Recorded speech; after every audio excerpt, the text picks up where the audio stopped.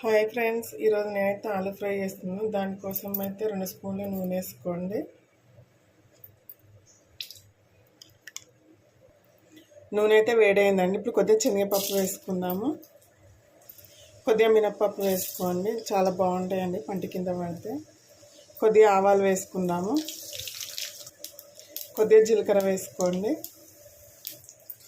పోపు దినుసులు అయితే వేగిపోయినాయి కదా. ఇప్పుడు కట్ చేసిన ఉల్లిపాయ వేసుకుందాము. ఉల్లిపాయ ముక్కలు అయితే బాగా ఫ్రై చేసుకోండి.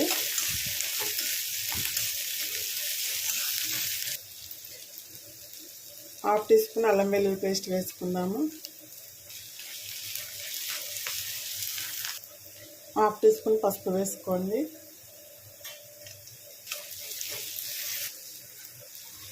ఇప్పుడు చిన్నగా కట్ చేసిన ఆలుగడ్డ ముక్కలు వేసుకుందాము. అంతా ఒకసారి కలుపుకొని మూత వేసుకొని ఫ్రై చేసుకోండి. మధ్య మధ్యలో కలుపుకోండి ఒక 5 మినిట్స్ దాకా.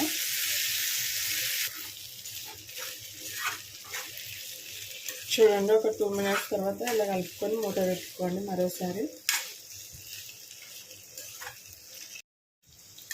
చూడండి, ఆలుగడ్డ అయితే ఇలా ఫ్రై అయ్యింది కదా. ఇప్పుడు ఇందులో కొద్దిగా కరివేపాకు వేసుకుందాము. కొద్దిగా వేసుకోండి.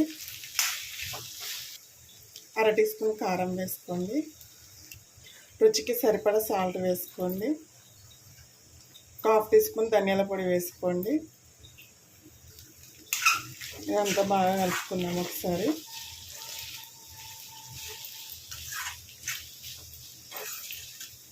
చాలా బాగుంటుందండి, చాలా సింపుల్గా వేసుకోవచ్చు.